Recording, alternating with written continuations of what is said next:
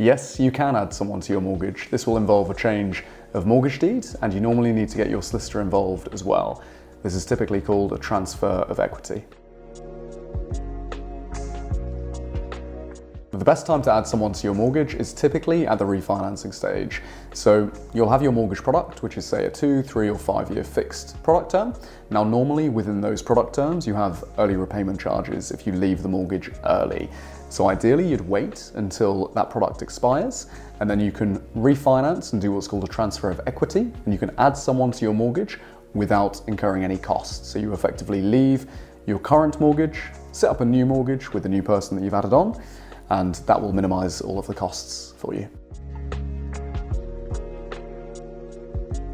So you can add someone to your mortgage by refinancing and then adding them onto the mortgage application. Now, when your mortgage case reaches the offer stage, at that point it will then pass to your solicitor. They'll process what's called a transfer of equity, so that on completion, both of you are listed on the mortgage deed, and at that point you'll both share the equity in the property.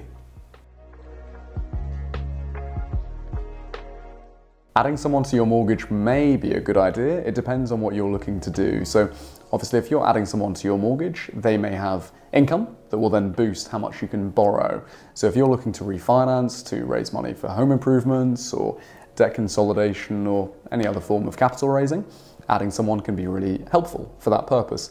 However, do remember that if you do bring someone onto the mortgage with you, you're changing the mortgage deed. They're then also entitled to a share of the equity in the property.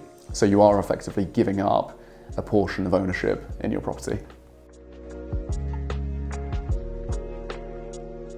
So there are two main different types of tenancies for owning property in the UK. You've got a joint tenancy and you've got tenancy in common. Now for joint tenancy, you both own an equal share of the equity in the property. So if you're adding someone to your mortgage on a joint tenancy basis, they will own effectively half of the equity in the property on completion. Now, you may not want to do this. If you don't, that's called tenants in common, where you can effectively allocate an exact share percentage to each party that owns the property.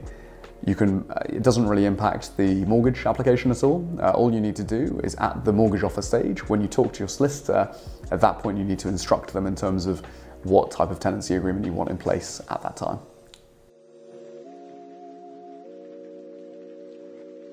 Yes, you can remove someone from your mortgage. You'll need to have their consent.